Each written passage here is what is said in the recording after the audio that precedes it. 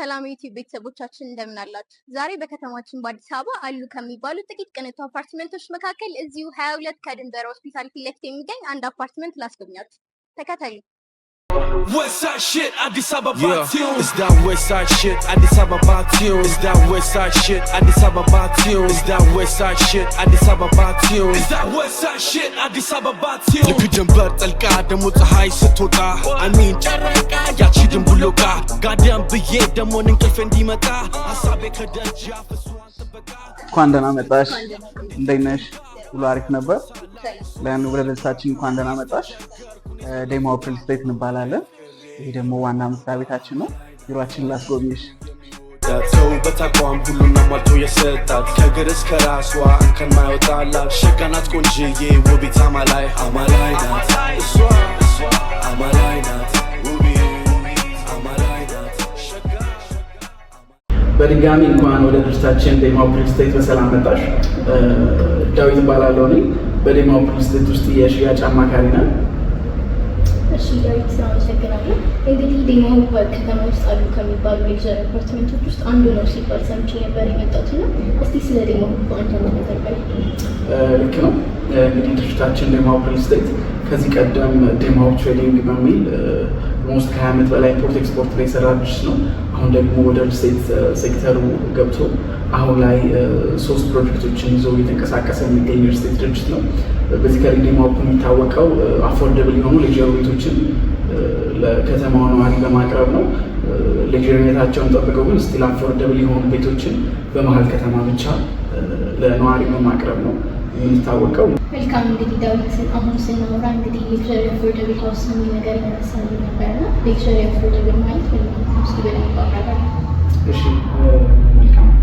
አፎርደብል ሌክቸሪ ማለት ምንድን ነው? እንግዲህ ከተማችን ላይ ያለው ሪል ስቴት ሴክተር ላይ ብዙ ጊዜ ሌክቸሪ እና አፎርደብል ነገሮችን ማስታረቅ አይቻልም። ምንድነው የምንገነባቸው ቤቶች ሌክቸሪ የሚባሉ ናቸው።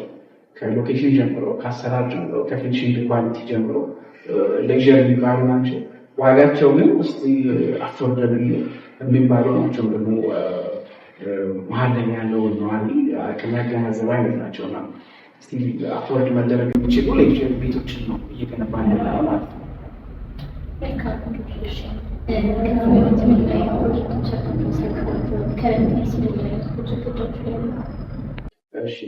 እንግዲህ ዴሞ ሪል ስቴት ወደ ሪል ስቴት ዘርፉ ሲገባ መጀመሪያ ግንባታ የነበረው አሁን ያለንበት ግንባታ 22 ድንበር አካባቢ የሚገኝ ጂፕላስ 21 የሆነ 3 ቤዝመንት ያለው ጂምና ስፓ ያለው ለነዋሪዎች ሄዶክሳችን ሲሆን የሚገኝ 3 ኢቨንቶችን በአንዴ ማስተናገድ የሚችል ቴራስ ያለው ህንፃ ጂፕላስ 21 የሆነ ይህን ህንፃ ነው እንግዲህ ለነዋሪዎቹ ሰርቶ አጠናቆ ያለምንም ዕዳ ገንብቶ ጨርሶ ነው ሽያጭም የጀመረው 100% ካጠናቀቅም በኋላ ነው። ይህም አሁን ላይ ማርኬቱ ላይ ለየት የሚያደርገው ነገር ነው። 100% ገንብተን ጨርሰን ወደ ማርኬት የገባ ነው። ቤቱ በጣም ሌጀር የሚባል ቤት ነው። በፍሎር 4 ቤቶች አሉ። 4 ቤቶች 3 ሊፍት ደረጃ የተገጠመላቸው 3 ቤዝመንት ፓርኪንግ ያላቸው የከርሰ ምድር ውሃ የተገጠመለት አውቶማቲክ ጄኔሬተር ሙሉ በሙሉ አስተማማኝ የሆነ እዛ ላይ ደግሞ በዙሪያው ያሉት ሮድ አክሰሶች እና ፋሲሊቲዎች ነዋሪዎችን በጣም አጓጊ ነው እና በሰዎች ዘንድ ተፈላጊ የሆነ ሳይት ገንብተን አጠናቀን አሁን ነዋሪዎች አስረክበናል። ሴት ልጆች ብቻ እጃችን ተምልኛሉ። አብዛኛው ዳጫ ሳይት ላይ ማለት ነው።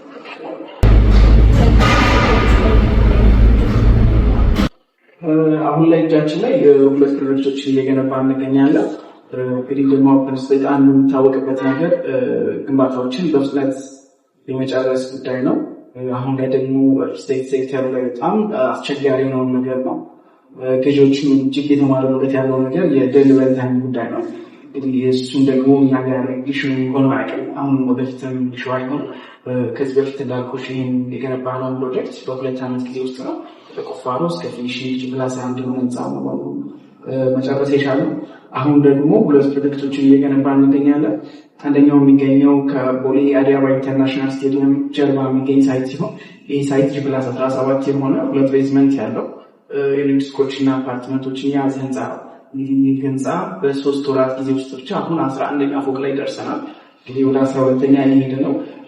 ብዙዎችን እያስገረመ የሚገኝ ፍጥነት ነው። በዚህ ደረጃ ነው ፍጥነት ላይ እየሰራን ያለ ነው። እንግዲህ ምንድነው ሪል ስቴት ሴክተሩ ብዙዎች የተማረሩበትን ጉዳይ ለመፍታት እንደመጣታችን መጠን ከቻይና ኮንትራክተሮች ጋር ነው እየሰራን ያለ ነው። ዴሊቨሪ ታይም ኳሊቲ ላይ ብዙ ኢሹ የለም እኛ ጋር።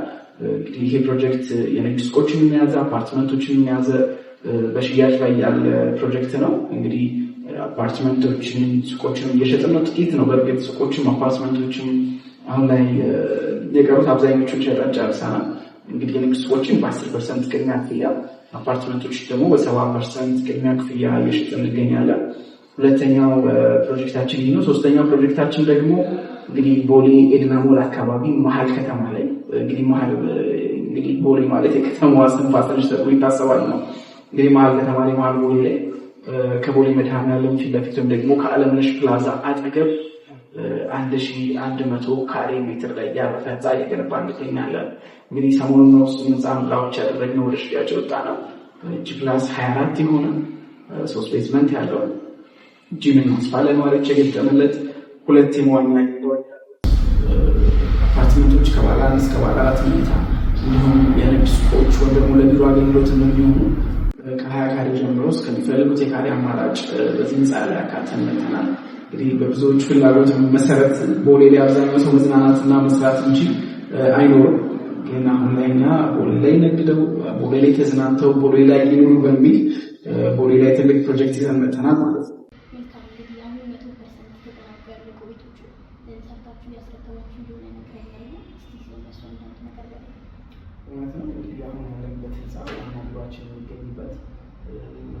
አጠናቀን ኦልሬዲ ነዋሪዎች መኖር የጀመሩበት ህንፃ ነው።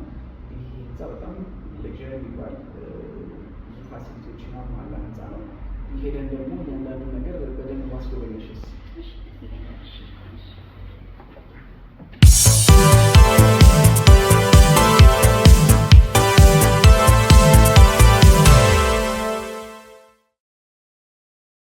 Westside shit, Addis Ababa tune. It's that Westside shit, Addis Ababa tune. It's that Westside shit, Addis Ababa tune. It's that Westside shit, Addis Ababa tune. It's that Westside shit, Addis Ababa tune. ልክ ጀንበር ጠልቃ ደሞ ፀሐይ ስትወጣ አሚን ጨረቃ ያቺ ድንቡሎቃ ጋዳም ብዬ ደሞ እንቅልፍ እንዲመጣ ሐሳቤ ከደጃፍ እሷን ጥበቃ እንዴት ልተኛ እንዴት ልትወንጋ አይኖቿን ሳላይ እሷን ሳልነካ እኔስ ተቸገርኩ እኔስ በላው ፍዳ አማላይ አፍቅሬ ይኸው ገባሁዳ አማላይ ናት ያያት ሁሉ የሚወዳት ሰው በታቋም ሁሉን አሟልቶ የሰጣት ከእግር እስከ ራሷ እንከን ማይወጣላት ሸጋ ናት ቆንጅዬ ውቢት አማላይ ናት እሷ አማላይ ናት ውቢት አማላይ ናት ሸጋ አማላይ ናት። እንግዲህ አሁን ማሳይሽ ቤት 209 ካሬ ሜትር ላይ ያረፈ ባለ 2 መኝታ አፓርትመንታችን ነው።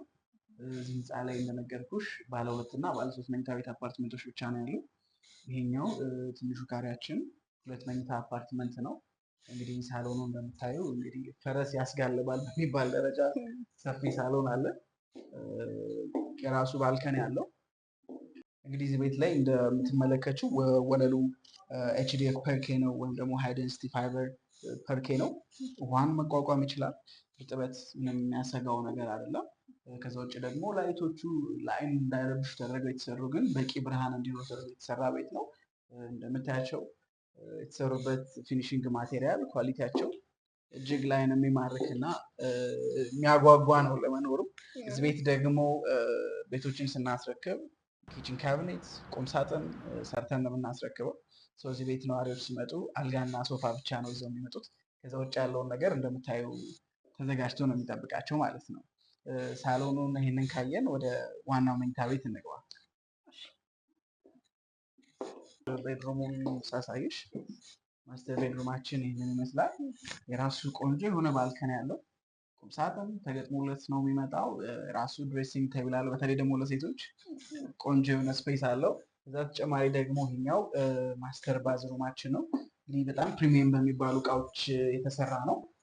በጣም ፕሪሚየም በሚባል ኳሊቲ የተሰራ ነው። መስታወቶቹ እንደምታያቸው ፊኒሽንግ ማቴሪያሎቹ፣ የሳኒተሪ እቃዎች በሙሉ ሃይ ኳሊቲ የሚባሉ ከስፔን እና ከጀርመን በመጡ እቃዎች የተሰራ ነው። ወደ ሌሎች መኝታ ቤቶች እንለፍ። እንግዲህ በራችንም ምናልባት አልነገርኩሽም ከጣሊያን የመጡ በሮች ናቸው። እንደምታየው ከጣሊያን የመጣ ፋየር ፕሩፍ የሆነ በር ነው። እንግዲህ ማርኬቱ ላይ በጣም ቆንጆ ከሚባሉ በሮች ውስጥ አንደኛው ይሄ ነው ማለት ነው።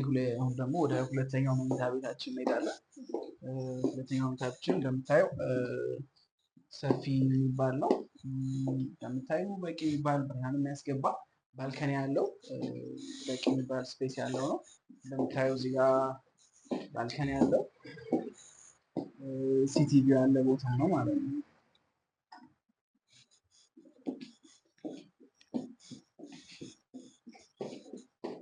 አሁን ደግሞ ሁለተኛ መኝታ ቤታችን ባዝሩሙ ነው የምናየው።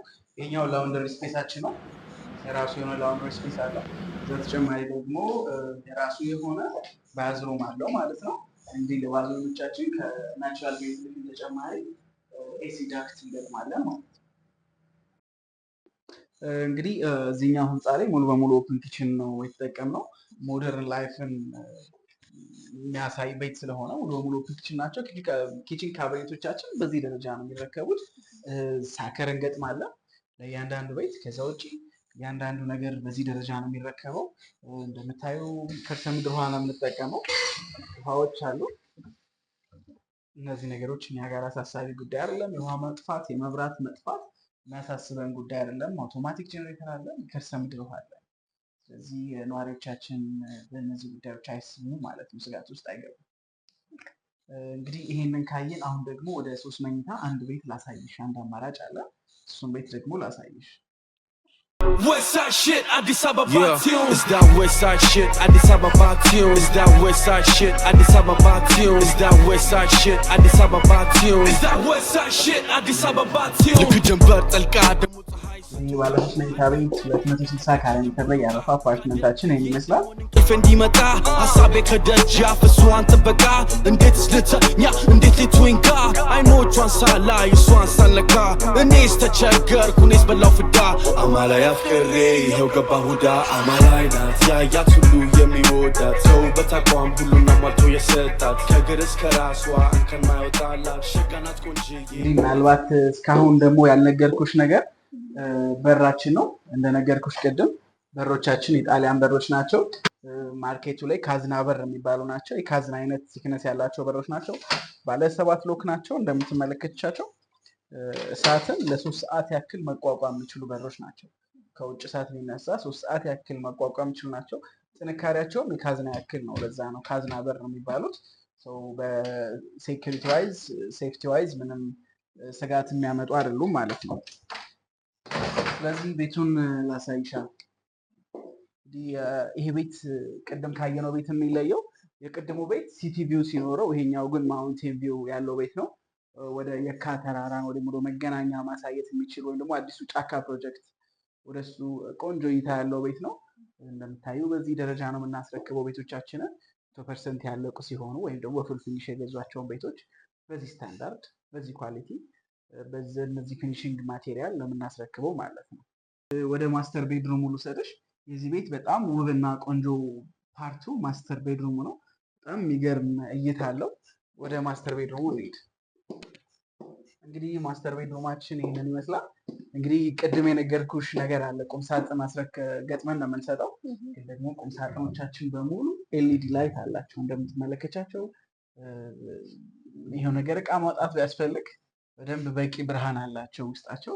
በዚህ ደረጃ ነው ቁምሳጥኖችን ገጥመን የምንሰጠው። ከዛ ውጭ ደግሞ የነገርኩሽ ነገር የዚህ ቤት በጣም ቆንጆ ፓርቱ እይታው ነው። በጣም ቆንጆ የሆነ ማራኪ እይታ አለው። የመሰለ ፓኖራሚክ የሆነ እይታ አለው። ከጫካ ፕሮጀክት እስከ መገናኛ ድረስ ወደዚህ ደግሞ እስከ አዋሬ ድረስ ማሳየት የሚችል የቤቱ ግማሹ ፓርት የመኝታ ቤቱ ግማሹ ፓርት በሙሉ በመስታወት የተሸፈነ ነው ማለት ነው። ስለዚህ ቤቶቻችን በዚህ በምታየው ስታንዳርድ እንደዚህ አይነት ኳሊቲ ነው የምናስረክበው ማለት ነው። ይሄ ማስተር ቤድሩም ሲሆን እንግዲህ ራሱ መታጠቢያ ቤት ይኖረዋል። እንደምታየው በዚህ ደረጃ ሰፊ የሆነ ሻወር ያለው ማስተር ባዝሩም ይኖረዋል። እንግዲህ እነዚህ እቃዎች ብሬምስ በሚባል ብራንድ ላይ የሚመጡት የራሳቸው ሙቀት መቆጣጠር ያላቸው፣ እዚህ ጋር ሙቀቱን መጨመር መቀነስ የሚያስችላቸው ኳሊቲ ነው ያላቸው። ከዛ ተጨማሪ የቶይሌት ሴቶቹ ማርኬቱ ላይ ማናገኛቸው አይነት ናቸው። ሌክዠሪ እንትኖች ናቸው።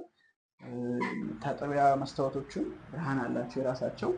ፎግ አይዙም። ሻወር በምትወስዱበት ሰዓት ፎጋ ይዞ መወሎል ምናምን አያስፈልጋቸውም። ራሳቸው በሙቀት ማቅለጥ ይችላሉ ማለት ነው። ይሄ እንግዲህ የምትመለከችው ሁለተኛው መኝታ ቤት ነው፣ የልጆች መኝታ ቤት ማለት ነው።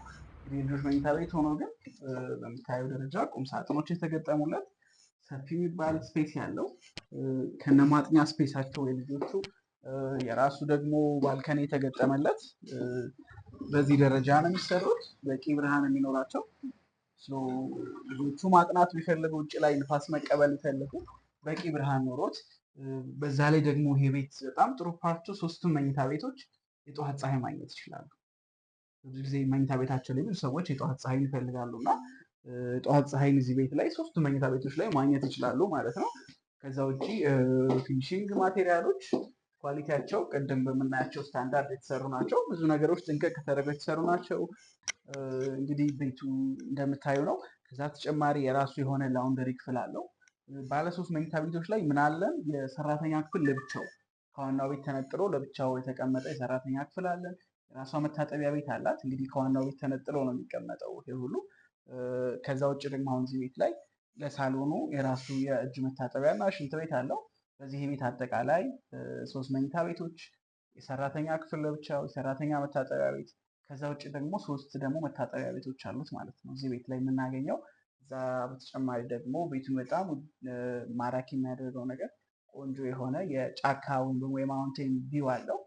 ሲቲቪው ለሚፈልጉ ሰዎችም ደግሞ በተቃራኒ አቅጣጫ ቆንጆ ሲቲቪው ያላቸው ቤቶች አሉን ማለት ነው።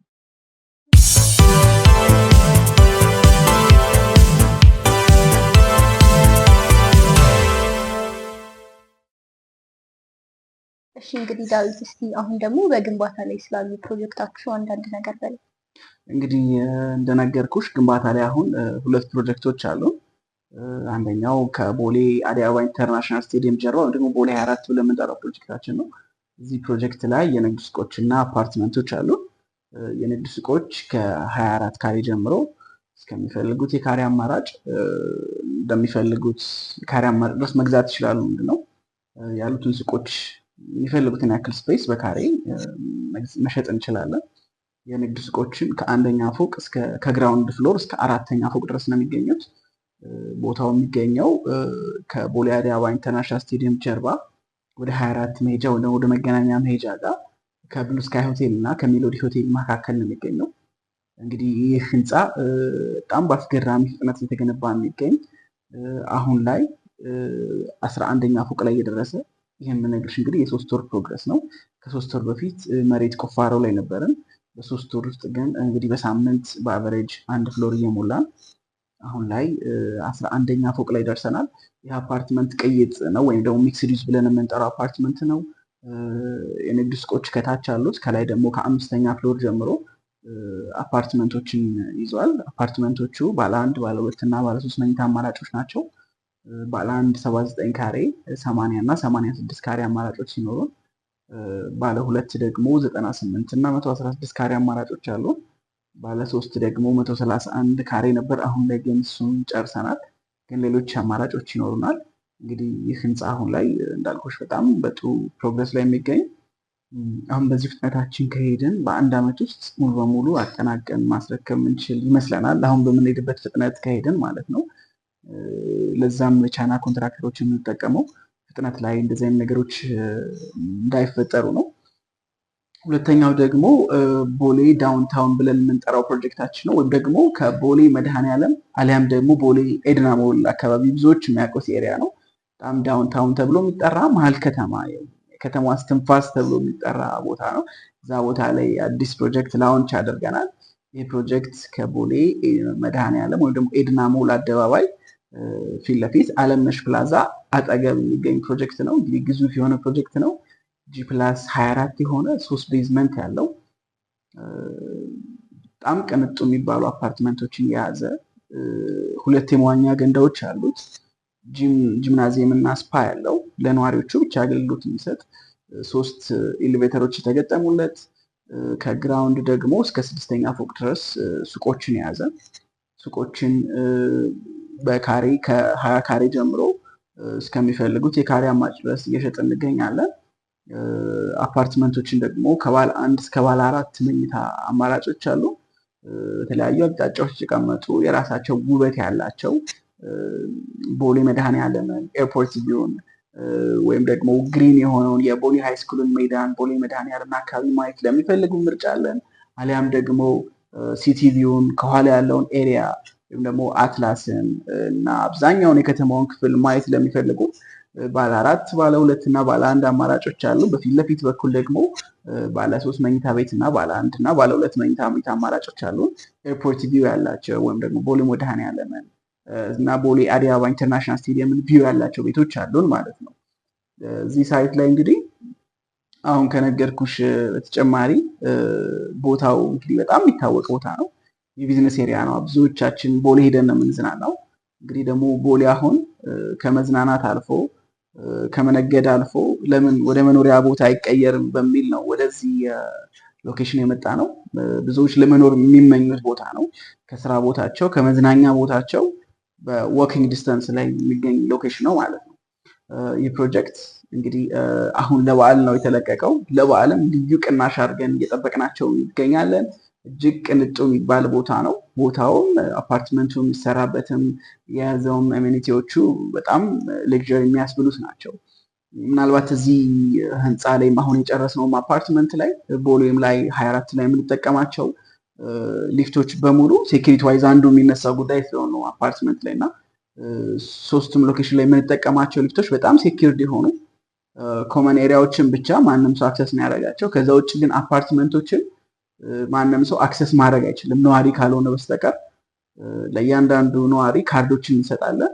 ለምሳሌ አንቺ 15ኛ ፍሎር ላይ ቤት ከገዛሽ በሊፍቱን አክሰስ ማድረግ የምትችዩ 15ኛ ፍሎርን እና ኮመን ኤሪያዎችን ብቻ ነው። ከዛ ውጭ ማንም አክሰስ ማድረግ አይችልም። ወደ ላይም ደግሞ ሰው በእግሩም እንዳይወጣ ዘበኛ ይኖራል። በጣም ሴኪርድ ነው። ቦሌ በጣም የታወቀ ነው። ሴኪሪቲ ዋይዝ በጣም ሴኪርድ የሆነ ኤሪያ ነው። ሁለተኛው ደግሞ ሎኬሽኑን ተመራጭ የሚያደርገው በዙሪያው ምን አይነት ፋሲሊቲዎች አሉ። እንግዲህ ቦሌ ብዙዎቻችን ተፈላጊ የሚያደርገው መዝናኛ ቦታዎች ዋኪንግ ዲስታንስ ናቸው። በሁሉም አቅጣጫ ብትሄጂ በቅርብ ርቀት ልታገኛቸው የምትቺ ናቸው። ሁለተኛው ደግሞ ሴኪሪቲ ነግሬሻለሁ። ቦሌ በጣም ሴኪርድ የሆነ አብዛኞቹ የሀገሪቱ ባለስልጣናት የሚኖርበት ጭምር ሰፈር ነው። ከዛ ውጭ ደግሞ ሮድ አክሰስ ነው። እንግዲህ የኛ ሳይት የሚገኝበት ዋናውን ቪአይፒ መንገድ የያዘ ከጫካ ፕሮጀክት ቀጥታ አለም ሲኒማ የሚሄድ ቪአይፒ መንገድ የያዘ፣ ከዛ ውጭ ደግሞ ወደ ኤርፖርትም ቢሄዱ ወደ አትላስም ወደ ሌሎችም የከተማዋ ክፍሎች ቢሄዱ የመንገድ አቅርቦት ወይም ደግሞ የመንገድ ፋሲሊቲ በጣም የተሟላለት ኤሪያ ነው። ከዛ ቀጥሎ ደግሞ ለቢዝነስ ኦልሬዲ ቦሌ በጣም የለማ ኦልሬዲ ቢዝነስ ውስጥ ያለ ኤሪያ ነው። ምንም አይነት ስጋት አይኖርበትም። ተጨማሪ ደግሞ እዛ ቦታ ላይ መኖሪያ ቤት ቢገዙ አንድ የሚያሳስበው ነገር የጤና ተቋማት ናቸው። በአቅራቢያው ምን የጤና ተቋማት አሉ ብንል በዙሪያው እንደ አያት ሆስፒታልን፣ አዲስ ህይወት ሆስፒታል፣ ዋሽንግተን ሜዲካል ሴንተር በዙሪያው ያሉ የጤና ተቋማት ናቸው እና ኢቭን ከተማችን ላይ ያሉ የሚባሉ የጤና ተቋማት ቦሌ እና ቦሌ ኤሪያ ላይ ነው ያሉት። ስለዚህ ድንገት አያደርስና ጤና እክል ቢያጋጥም በአጭር ደቂቃዎች ውስጥ መድረስ የሚችሉባቸው ናቸው። ከቦሌ ኤርፖርት ደግሞ 3 ደቂቃ ቢነዱ ከዛ ተጨማሪ ያለ ነው የሚገኙት። በዙሪያው በሆቴሎች የተከበበ ኤሪያ ነው። ስለዚህ ለመዝናናት ለኑሮም ቢታሰብ አሊያም ደግሞ ቤቱን ገዝተው ለማከራየት ለኢንቨስትመንት ቢፈለግ ሎኬሽኑ ቦሌ በዶላር ማከራየት የሚችሉት በጣም ተፈላጊ የሆነ ለገስት ሃውስ ትልቅ ዲማንድ የቤት ዲማንድ ያለበት ግን ቤት የሌለበት ኤሪያ ነው እና ቦታውን ለኢንቨስትመንትም ለኑሮም እጅግ ተመራጭ የሚያደርገው ቦታ ነው ማለት ነው።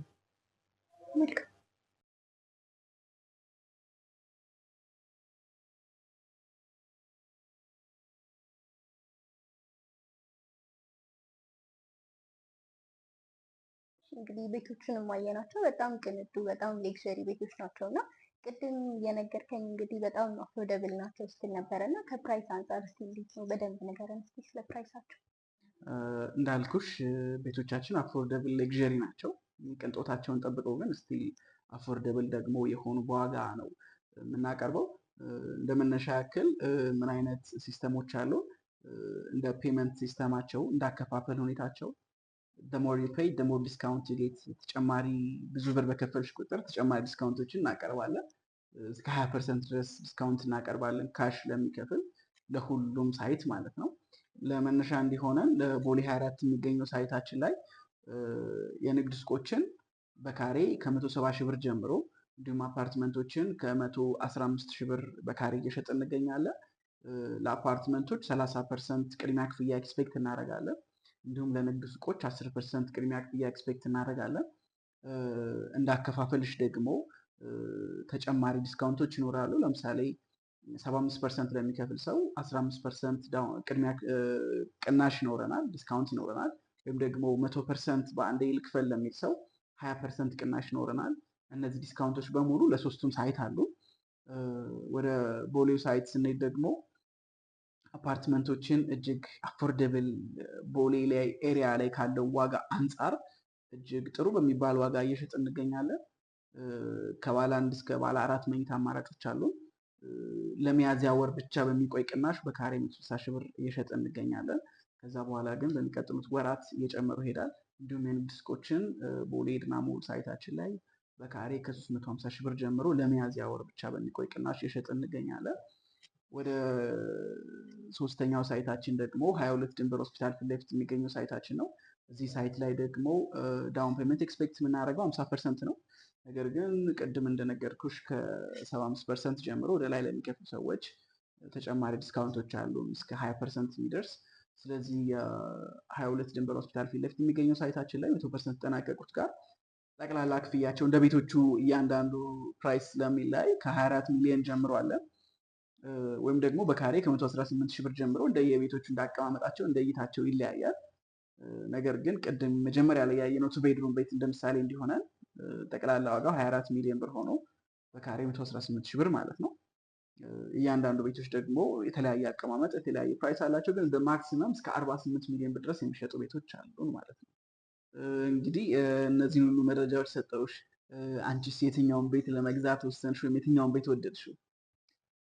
በጣም ተቸገርኩኝ ለምርጫ። በጣም አይን አዋጅ ነበር። ሁሉም ነገር በጣም ደስ ይላል። የትኛውን ቤት ሞር ወደድሽው? ቦሌ ሳይት። እንግዲህ ብዙ ደንበኞቻችንም እየፈለጉት ያለ ሳይት ነው። በግንባታ ላይ እንደመሆኑ አንቺም እሱ ሳይት ላይ ቤት እንደምትገዢ ተስፋ አደርጋለሁ። እሺ የዩቲዩብ ቤተሰቦቻችን ከዴማ ሪል ስቴት ጋር የነበረን ቆይታ የሚመስል ነበረ። የተለያዩ መረጃዎችን እንዳገኛችሁ ተስፋ እናደርጋለን። እሺ ዳዊት፣ አንተስ በስተመጨረሻ ማለት የምትፈልገው ነገር ካለ ድል ይስጥ። እንግዲህ አሁን ባሉን 3 አማራጮችን ለእናንተ ይዘን ቀርበናል። ያለቁም በግንባታ ላይ ያሉ ስፔሻሊ ደግሞ ቦሌ ላይ ቦሌ ዳውንታውን ላይ ቆንጆ አማራጭ የንግድ ሱቆችንም አፓርትመንቶችንም ለአንድ ወር ብቻ በሚቆይ ቅናሽ ይዘንላችሁ ቀርበናል። ወይም ደግሞ በሚያዝያ ወር ብቻ። እንግዲህ ከሚያዝያ ወር በኋላ ግንቦት ላይ ፕራይሳችን አፕዴት ይደረጋል። ዋጋዎችን ለማግኘት አሊያም ደግሞ ተጨማሪ መረጃዎችን ለማግኘት ሳይቱንም ለማየት ከታች በምናስቀምጥላችሁ ስልክ መደወል ትችላላችሁ። አመሰግናለሁ። ዴማ ሆፕ ሪል ስቴት ቅንጦት ይገባውታል።